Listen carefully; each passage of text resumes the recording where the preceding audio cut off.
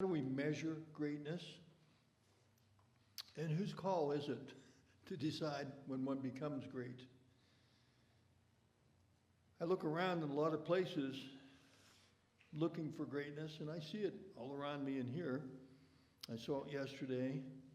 If you've never tasted Amos's French fries, that's greatness.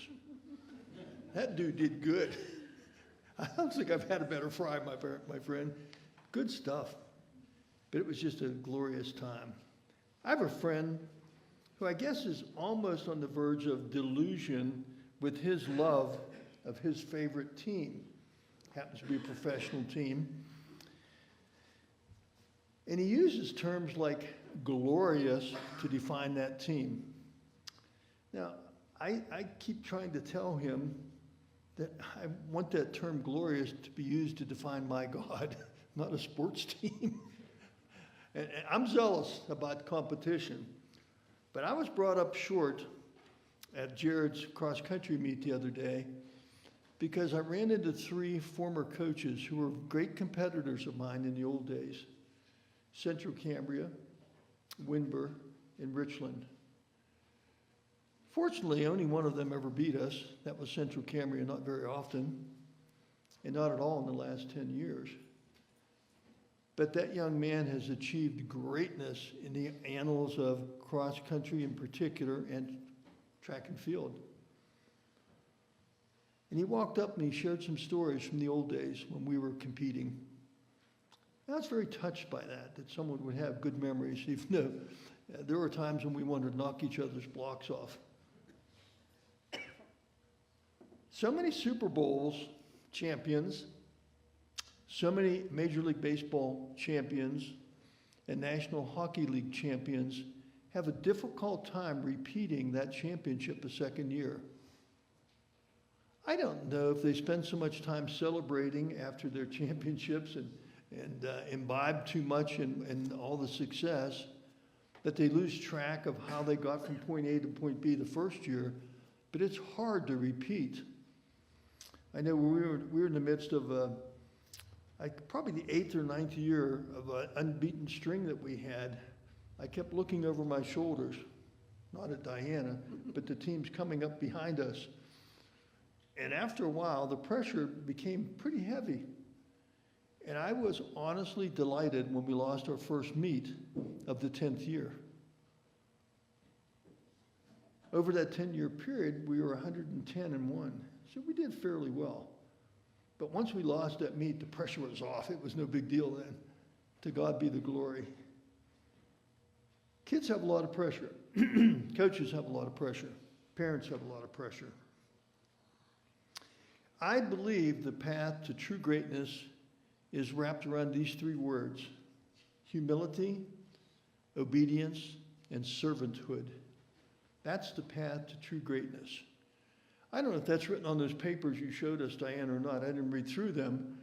But I would look for that in anyone running for a public office, anyone wanting to become the principal or the superintendent in the new school district, anyone wanting to be your boss, or even a future partner in life, a marriage partner, I hope. Humility, obedience, and servanthood. Neat words. I think those three words, if we can use them, allows us to approach the greatness of God's throne and his creation with a deep reverence and understanding. This morning we were looking at the word fear in Sunday school. We had, I thought, a good time with that. And I thought when Brenna read sort of a subscript to her scriptures, it kind of hit home that God provides. God will provide in the midst of the storms. Hebrews proposes Christ as both the highest high priest and the most obedient child of God.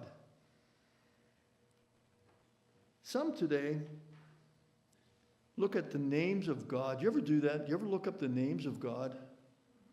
Wow, there's a bunch. Think about that. That's pretty impressive. If you don't have that list, look it up in your computer today. Greatness in God's eyes, I believe, is quite different than greatness in ours. Can you imagine the disciples asking to sit at God's right hand and left hand in heaven? That's audacity. I mean, you dare ask? And what did Christ say to them? Are you willing to drink from the same cup that I'm going to drink from? Do you have any idea what you're saying? If you want to sit there, you must suffer. You must go through what I went through. Not many of us are willing to take that step. We talked a bit about the rich man. Everything was hunky-dory. He wanted to follow Christ. He saw and he heard what Christ was all about. But he was asked to give up everything, to give up his riches and give it to the poor. We're asked to do the same. We're asked to do the same with our gifts and our talents and our abilities. This yearning that draws us to Christ's side and clothes us with the greatest glory of all, the glory of love. Webster, I always consult Webster, and Webster said, greatness is a quality of being great, and distinguished or eminent. If that's true, what's the opposite of greatness? Insignificance, obscurity, or mediocrity. Nobody wants to be those three. We may not aspire to be great, but we don't aspire to be mediocre, nor insignificant, nor obscure. I sat down this week. I guess, truth be known, I was in bed about 2 a.m. and woke up this week, 2 different nights, with this lesson, this message on my heart. And I thought about all the people that I've encountered whom I would label as great. People that I respected, people I learned to respect. And that didn't mean that they were my boss. That didn't mean that they were older than me or younger than me, because some were much younger than me. A little 12-year-old I've told you about a number of times, Leanne Kelly, who stood in this pulpit and taught me about the first 5 books of the Bible. 12 years old. I was embarrassed because I knew so little. She was great. It seems to me that that single word is one of those 3 words I used earlier, humility. It has no bearing on that arena in which some people are great, such as in sports or in business or education or even ministry.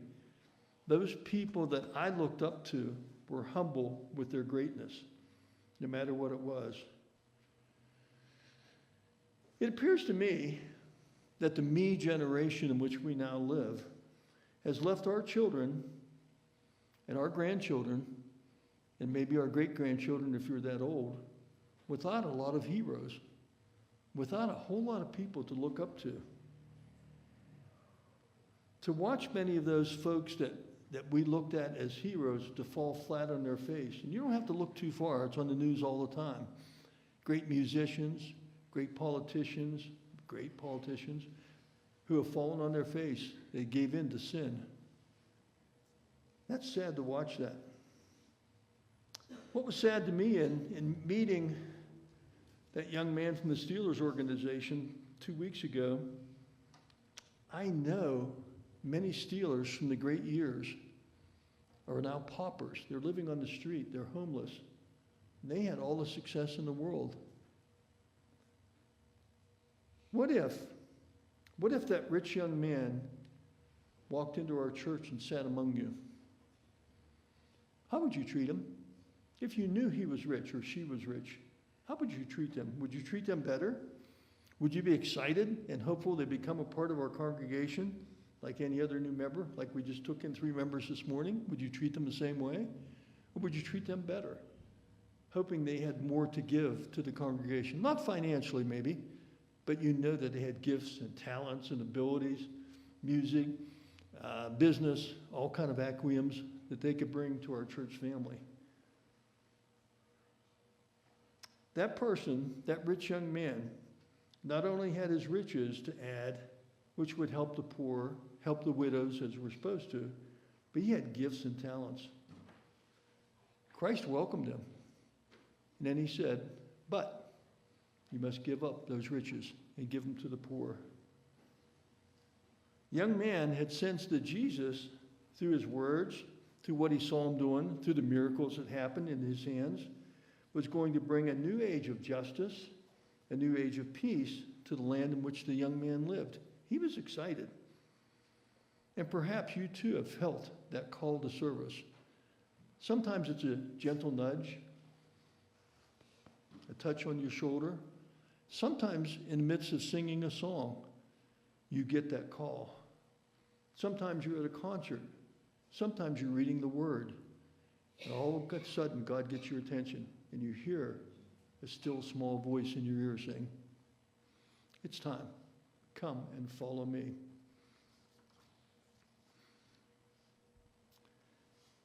The young man felt shackled by his attachment to his wealth.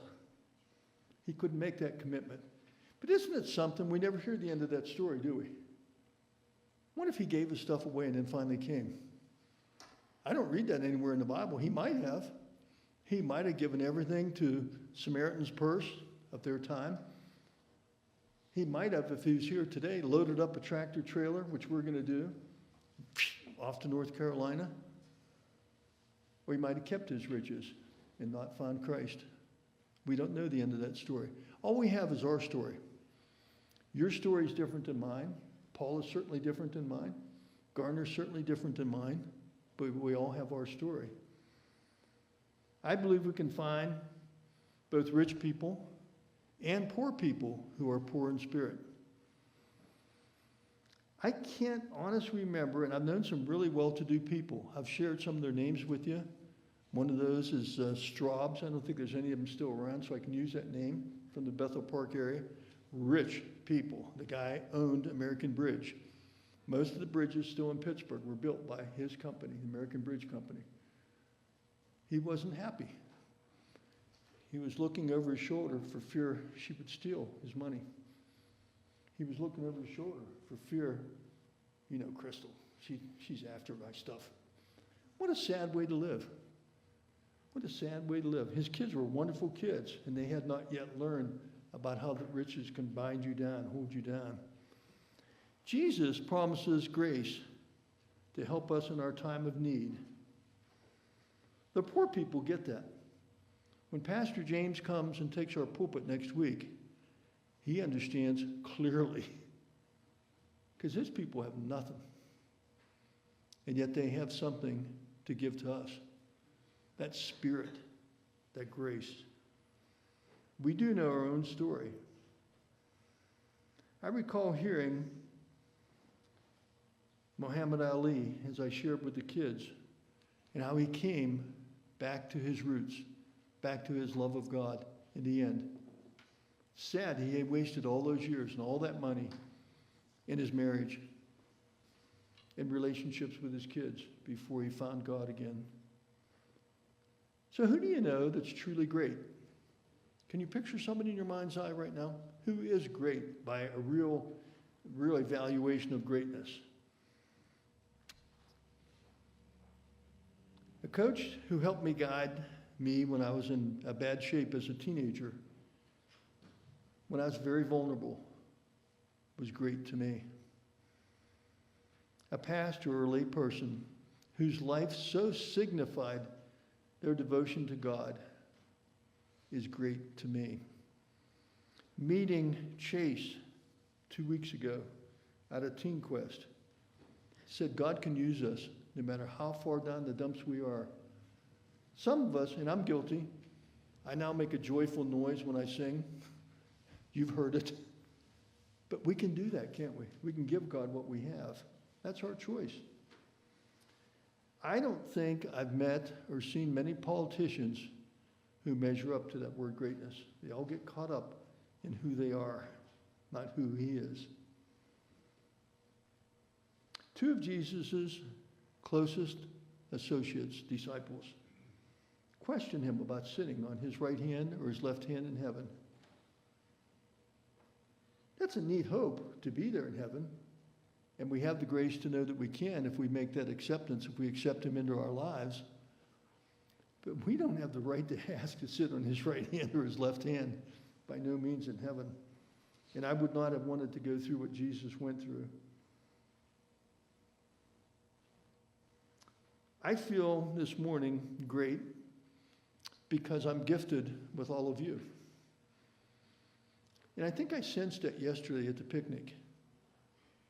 I watched things going on, and I watched people, and we did some crazy things. Thanks. Where are you at, Amy? Amy's crazy, okay? You didn't know that before? Okay? And I'm so thankful for her, because she had us doing things that adults should not be doing. Nothing bad, nothing bad. But she was tying people up. She offered that to Patty and I, we refused, but I saw R.C. and Nicole, and I saw other people, some sitting real close to me here, tied up in strings. God, if I'd had a camera, buddy, you'd been gone, Jill. We do have that. Can we show that? No, we're not sure. Okay. What a crazy time. So that's a gift, isn't it? Making people relax. I saw Brenna. I didn't think she'd ever get out of her strings. It was hilarious. But those are great people, and God's blessed us. And how he has assembled all of you, not me. I mean, I'm known as a recruiter, and I do my share. But it's God that's pulling us together as a group. That's pretty sweet if you think about it. And what's he preparing us for? What does he have for us to do here? And maybe we'll learn next Sunday about what does he have us to do in the schools? What does he have us to do in Africa or India? Or poor Kay and I, maybe very soon in the region? Because things are changing. We're adding new members while churches are closing. God has a plan. God has a plan. In all my training, in all my educational pursuits, I think I've tried to surround myself with great people. Because I learned I can't do it by myself. I learned in coaching, there were things I knew, and I was respected in certain arenas, such as pole vault and some other hurdles, for instance. But I didn't know squat about shot, disc, or jab. Nothing. So I surrounded myself with people. Not only that they knew that event, but they knew kids, and they cared about kids. That was important to me. For years, your junior high over here was known as the top junior high in the state of Pennsylvania in leadership development. For years. 2 of our kids, one was from this church, were the state Pennsylvania Association of Student Council presidents. That doesn't happen. There's 800 schools in our state. We had that honor twice. That shows we have some special people, some special young people.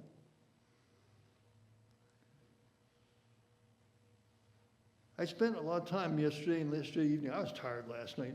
I apologize, Nikki, if I left without truly thanking you guys. I was whipped. Emotionally and physically. I didn't have much left in the tank. But I went home and just thanked God. Thank God for what he's given us. Those folks that are watching us, those people who will listen later. By the way, we're on full time now. As of this morning. Tammy, if you're watching, haha. She didn't think we'd get there. We're there. So you can watch, if you're not here in church, you can watch prime time. Same time as it's on here, we're live. So thankfully we have over 100 followers. And our guy, Steve, who does our computer stuff, not here, but helps us with all the stuff that Eric and them do up there, has taken care of that for us, and that's exciting. So to God be the glory. So this morning, I'd ask you to look for greatness in each other. I'd ask you to be great towards each other. I'd ask you to give to each other. And as we sing that last song, what are we offered? We're offered victory. We're offered victory. The story's over, you know. In Isaiah 60, you want to read something today that's going to knock you out. Read Isaiah 60. Isaiah talks about Israel. Now, you know when Isaiah was written? Eons ago.